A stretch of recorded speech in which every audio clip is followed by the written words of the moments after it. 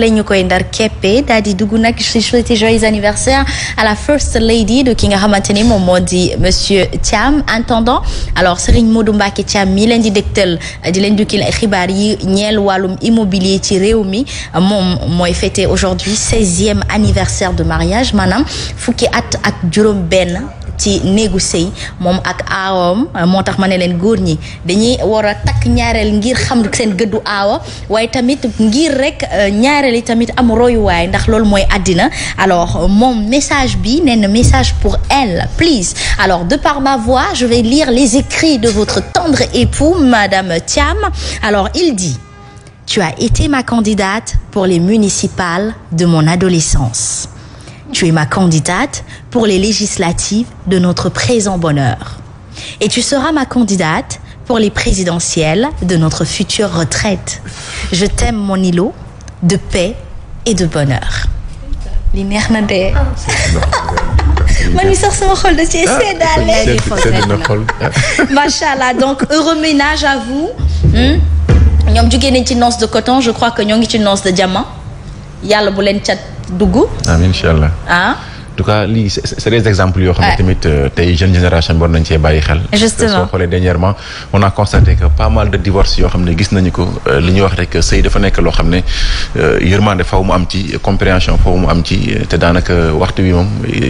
ñu jeune génération bi ma yaakaar ne lépp bànneex la waaye nag nit moom soo xasee ba jaayante ngir partager tey sa borom kër muy sa soxna tamit seen dund yërmande moo ci daw compréhension ku nekk tamit mën a tamit xam nga waaw gën a jàppale sa morom en tout cas mu nekk exemple boo xam ne daanaka ñun ñii ñëpp war nañ ci mën a bàyyi xel en tout cas di leen souhaiter joyeux anniversaire de mariage. Aïcha mi ngi noonu madame Cissé li mu wax am na solo te mu fekk bokk ci fait de société nekk thématique dafa am benn reportage bu ma mës a lire ñu ne pourquoi dans notre époque il y a autant de séparation mère tubaab bi ne parce qu'à votre époque nous sommes nés dans une époque où quand quelque chose se casse on le répare alors que yéen seen époque bu dara tojee rek wala yàqoo rek da ngeen koy sànni doo leen xool ndax mën nañ ko defaraat est-ce que tamit muñ bi lu mu tar je pense que 1 an la 1 an et demi 2 ans après da ngay miin sa waay miin la ca des nag boo ko muñee rek dafay daal di rafet te lii nga si jëlee waaye tamit góor ñi war nañoo góorgóorlu di wax yu neex yi dafay neexal xol yokk góorgóorlu yokk jom suñu góor yi dañoo ngort ci wax ju neex maa ko wax wala. est-ce que suñu nijaay yeeg suñu papa yi ñoo ko mën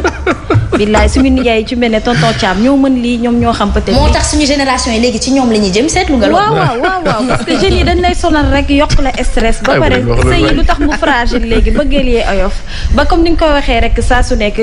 manque de respect bi daf ciy feeñ. donc ak li nga xam manque de confiance bi daf ciy feeñ. ba tax na aussi sëy yi léegi mënatul a durer lu yàgg da ngay gis koo xamante ne muñatul comme ni nga ko waxee amatuñu benn patience. bu méttee rek dañuy bëgg retiré wu dem ne xaaral ma dem xooli ji keneen ñun daal fii jëkkër dafa mel ni immobilier lañ ko def parce que tamit ci milieu immobilier tu peux toujours trouver mieux loolu la ñuy wax soo amee appartement bu rafet wala kër bu rafet mën nga am beneen bu ko daax ba tax na léegi góor ñi noonu lañ leen di jàppee alors que loolu war nañ ko xoolaat bu baax jigéen ñi def effort aussi góor ñi ñu xam naka la ñuy téye seen jigéen ñi mais pour suñu nijaay bii rek moom il faut que ñu koy souhaiter moom itamit chaque année rek mu ñu ñaanal ko chaque année rek muy souhaiter ki nga xamante ne moom mooy soxnaam joyeux anniversaire de mariage ndaxte yaakaar naa ne su ko fa liggéeyul wala mu sëyoon ko su ko fa sëyul woon yaakaar naa ne moo duu yi man yi sax dama koo gëj a dégg yi dafa neex billaay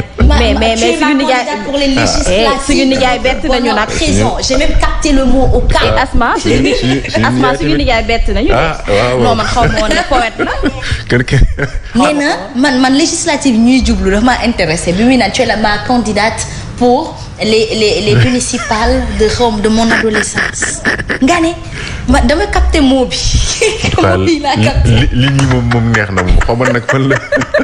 Aïcha sur la toile pour réaction je pense que un mariage c'est fait de bonheur mais dans un bonheur il y a toujours des embuscades des hauts et des bas léegi nit ñi nag pour ñoom bonheur ligne droite la. te ligne droite sax léeg-léeg boo demee doo daan nañ la ci tegal da ngay yéeg wàcc par force faw mu am moo tax nañuy yaatal xol yi bëggante te nag bañ a fàtte l'essentiel ñun jigéen yi nga xamante ni 1 2 3 bu ñu meree ñaan baat wala bëgg dem dañu xam ne ni ku ñu wëññil ay sëy yu bëri du sag du ndam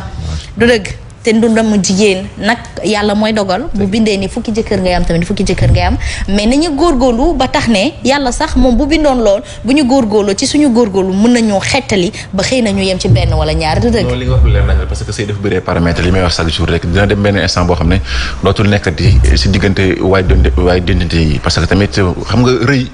sëy yu bëri rëy moo ko yàq parce que nit ki moom que soit mu nekk ku góor ki que soit mu nekk ku jigéen ki bul am complexe tey boo tooñee nga toog ba digg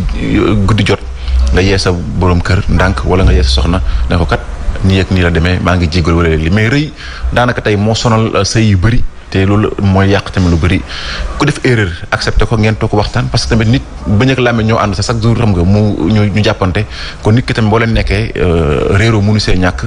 mu nekk daal loo xam ne war nañ ci gën a mën a bàyyi xel en tout cas di rafetlu bu baax a baax taxawaay bi nga xam ne tey monsieur Thiam taxaw na ko mu nekk nag loo xam ne ñëpp a ngi ciy bàyyi xel ça pousse cette jeunesse yu bëgg lu baax dellu ci góor yi nga xamante ni on peut les appeler ceux qui ont bénéficié de la dernière couche de l'éducation d'hier mooy li desoon ci hier bu baax bi démb seen génération yii 40 45 47 ñoom ñoo koy amee ñoom ñoo ko yor moo tax da ngay gis de plus en plus jigéen bu gën a bëgg a am assise bañ coono gu bëri loolu moo tax sax ñaari li bëri donc da ngay gis koo xamante ni mais c'est vrai day dem jublu cette tranche d'âge là et peut-être day ut assurance ak quiétude ak stabilité ak ay wax ju neex dafa neex ci xol jigéen rek moomu ko madame Cissé